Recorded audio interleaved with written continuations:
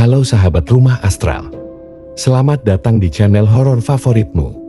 Hari ini, aku akan membawamu ke sebuah cerita yang akan membuatmu merinding. Ini adalah kisah horor tentang sebuah penginapan yang berada di daerah pegunungan, tempat di mana misteri dan kengerian bersembunyi di setiap sudutnya. Duduklah dengan nyaman, matikan lampu, dan bersiaplah untuk mendengarkan. Kamar 13.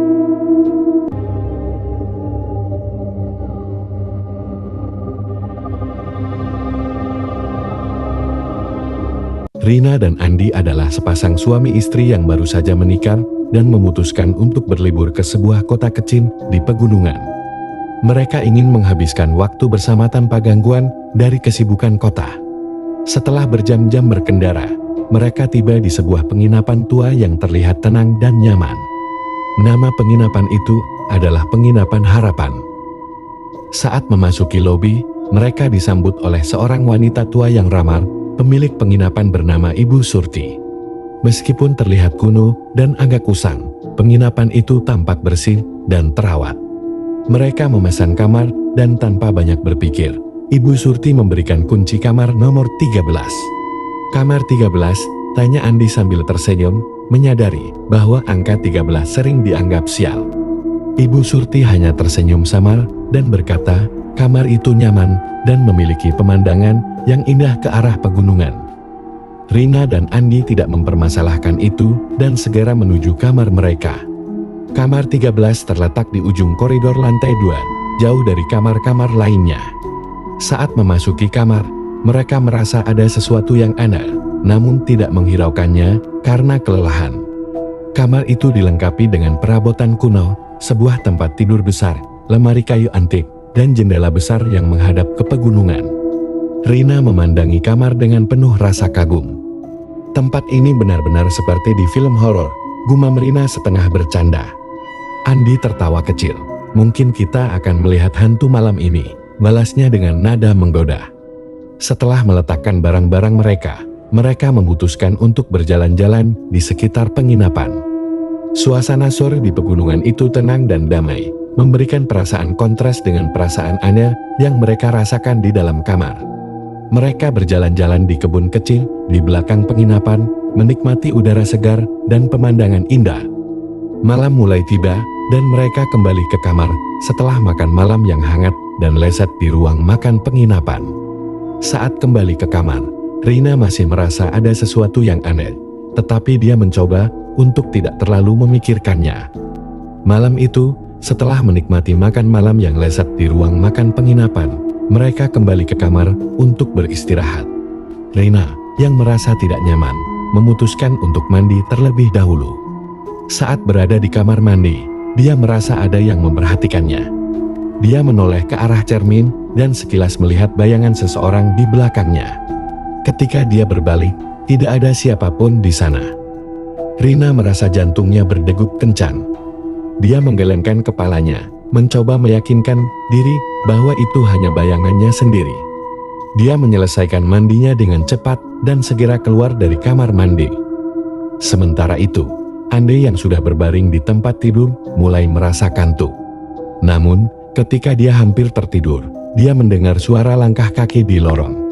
Dia berpikir itu mungkin tamu lain yang datang larut malam, tetapi suara itu berhenti tepat di depan pintu kamar mereka.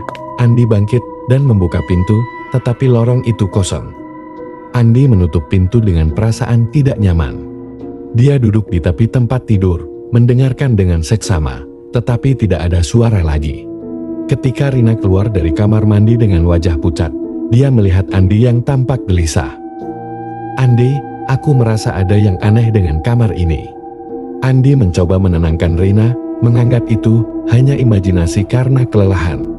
Mereka akhirnya tertidur, tetapi malam itu dipenuhi dengan mimpi-mimpi buruk tentang seseorang yang terjebak di dalam kamar 13. Andi bermimpi melihat seorang pria dengan wajah putus asa mencoba membuka pintu yang terkunci, berteriak minta tolong, tetapi tidak ada yang mendengar.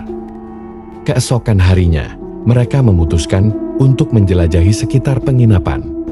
Saat sarapan, mereka mendengar beberapa tamu berbicara tentang sejarah penginapan itu. Ternyata, Penginapan Harapan telah berdiri selama lebih dari 100 tahun dan menyimpan banyak cerita misterius.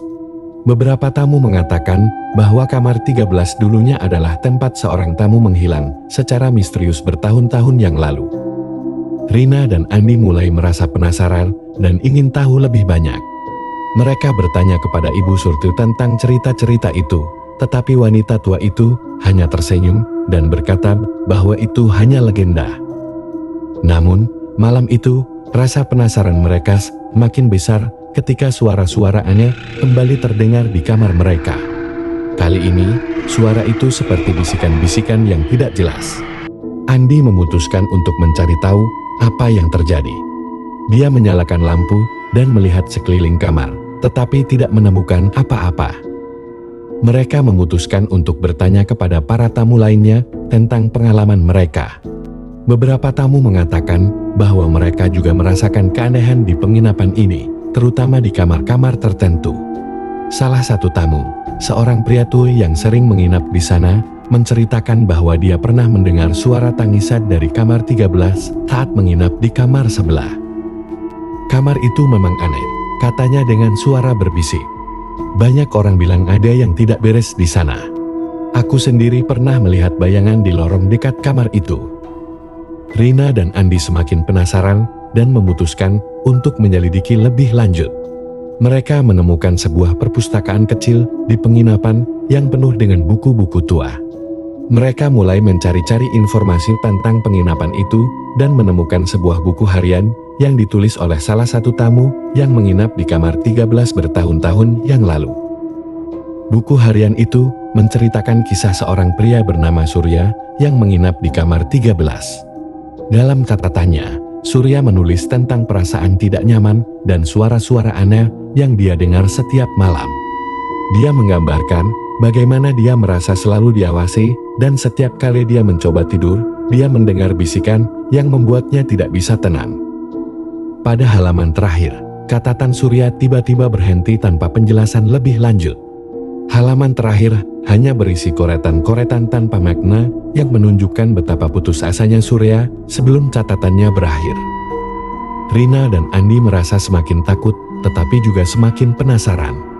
Mereka memutuskan untuk berbicara dengan penduduk setempat untuk mencari tahu lebih banyak tentang Surya dan apa yang mungkin terjadi padanya.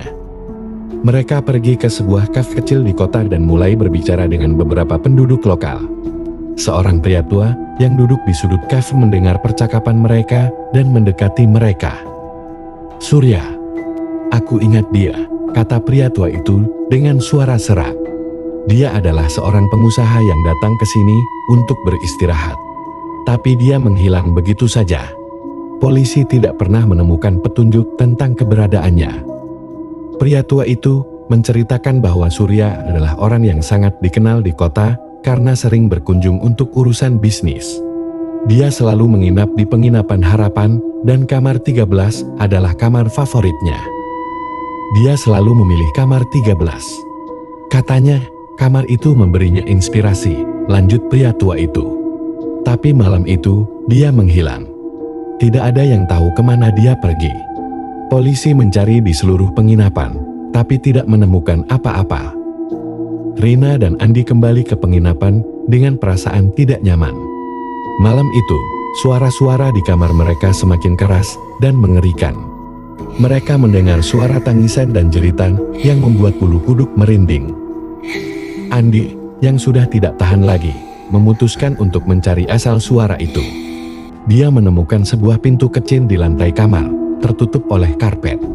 Dengan bantuan Rina, dia membuka pintu itu dan menemukan tangga yang menuju ke ruang bawah tanah yang gelap dan lembab. Dengan hati-hati, mereka turun ke bawah tanah dan menemukan ruangan yang dipenuhi dengan barang-barang tua dan debu. Di sudut ruangan, mereka melihat sebuah peti kayu yang terkunci. Andi berhasil membuka peti itu dan menemukan tubuh Surya yang telah membusuk. Rina menjerit ketakutan dan pada saat yang sama, mereka mendengar suara langkah kaki mendekat. Mereka berbalik dan melihat bayangan seorang pria dengan wajah pucat dan mata kosong. Itu adalah arwah Surya yang terjebak di ruang bawah tanah selama bertahun-tahun. arwah Surya tampak marah dan mendekati mereka dengan cepat. Rina dan Andi berlari keluar dari ruang bawah tanah, menutup pintu dengan cepat, dan segera melaporkan temuan mereka kepada polisi. Polisi datang dan menyelidiki ruang bawah tanah, menemukan bukti bahwa Surya telah dibunuh dan disembunyikan di sana. Penginapan Harapan ditutup sementara untuk penyelidikan lebih lanjut, dan Rina serta Andi memutuskan untuk mengakhiri liburan mereka lebih awal. Rina dan Andi kembali ke kota mereka dengan perasaan campur aduk. Mereka merasa lega karena sudah mengungkap misteri hilangnya Surya, tetapi juga dihantui oleh pengalaman menyeramkan yang mereka alami di penginapan. Mereka tidak bisa melupakan wajah arwah Surya yang marah dan putus asa. Polisi melakukan penyelidikan mendalam di penginapan Harapan dan menemukan bukti-bukti yang mengarah pada pembunuhan Surya. Dari hasil otopsi, diketahui bahwa Surya telah dibunuh dengan cara dicekik sebelum tubuhnya disembunyikan di ruang bawah tanah. Mereka juga menemukan beberapa catatan lama yang menunjukkan bahwa ada konflik bisnis antara Surya dan beberapa orang di kota itu. Ibu Surti, yang ternyata adalah cucu dari pemilik asli penginapan, menjadi saksi kunci dalam penyelidikan tersebut. Dia mengungkapkan bahwa keluarganya selalu tahu ada sesuatu yang tidak beres dengan kamar 13, tetapi mereka tidak pernah bisa menemukan bukti konkret. Ibu Surti merasa bersalah karena tidak bisa melindungi tamu-tamunya dari kejadian mengerikan itu. Setelah beberapa bulan, penginapan itu dibuka kembali setelah renovasi besar-besaran. Penginapan Harapan kini terlihat lebih modern dan nyaman, tetapi cerita tentang kamar 13 tidak pernah benar-benar hilang. Beberapa tamu melaporkan mendengar suara-suara aneh dan melihat bayangan di koridor. Rina dan Andi tidak pernah kembali ke penginapan itu, tetapi kisah mereka tentang kamar 13 tetap hidup di antara penduduk setempat dan para tamu yang berani menginap di sana. Kamar 13 kini menjadi legenda urban, tempat di mana arwah Surya masih berkeliaran mencari keadilan atas kematiannya yang tragis. Seorang penulis bernama Johan mendengar tentang cerita mengerikan di penginapan Harapan dan memutuskan untuk menulis buku tentangnya. Dia menginap di penginapan itu, mengambil kamar 13 sebagai tempat penelitiannya. Pada malam pertama, dia merasakan keanehan yang sama seperti yang dialami oleh Rina dan Andi.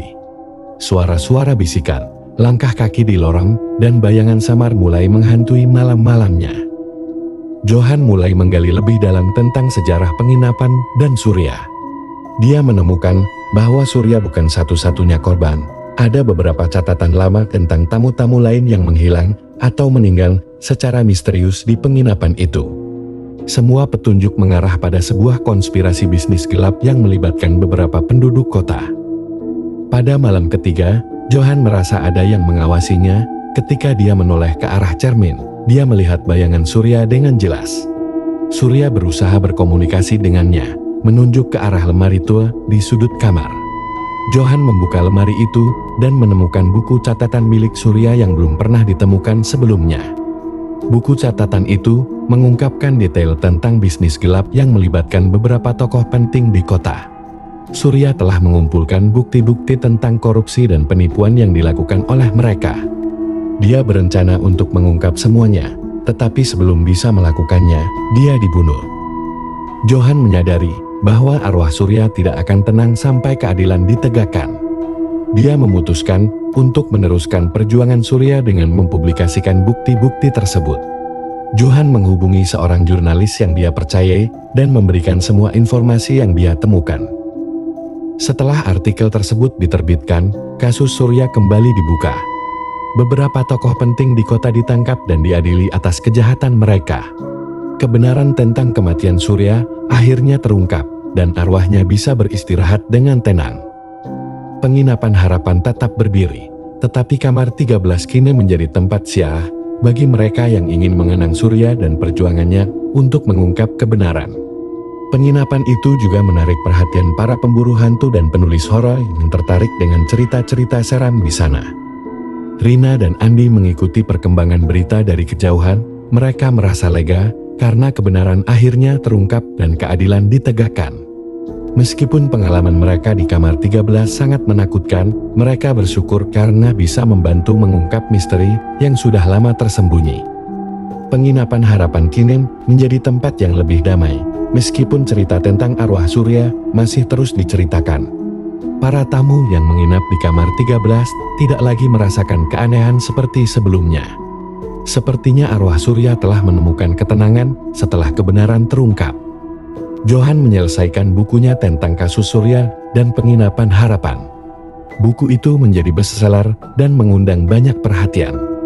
Dia merasa bangga karena bisa membantu mengungkap kebenaran dan memberikan keadilan bagi Surya. Penginapan Harapan terus beroperasi, menerima tamu dari berbagai penjuru yang tertarik dengan cerita-cerita seramnya. Kamar 13 kini menjadi daya tarik utama, tetapi tidak lagi menakutkan seperti dulu. Legenda tentang kamar 13 tetap hidup, mengingatkan semua orang tentang perjuangan Surya dan pentingnya mengungkap kebenaran. Rina dan Andi melanjutkan hidup mereka dengan kenangan yang tidak akan pernah mereka lupakan. Pengalaman mereka di Penginapan Harapan mengajarkan mereka tentang keberanian, keadilan, dan betapa berharganya kebenaran. Meskipun mereka tidak pernah kembali ke penginapan itu, kisah mereka tetap menjadi bagian dari legenda kamar 13. Dan begitu, kisah kamar 13 berakhir. Sebuah cerita tentang misteri, keadilan, dan arwah yang mencari ketenangan. Sebuah pengingat bahwa meskipun kegelapan bisa menyelimuti, kebenaran dan keadilan akan selalu menemukan jalannya. Terima kasih telah menonton cerita horor malam ini. Jika kalian menikmati cerita ini, jangan lupa untuk like, komen, dan subscribe untuk cerita-cerita seram lainnya. Ingat, dunia ini penuh dengan misteri yang tak terduga. Selamat malam, dan semoga mimpi indah.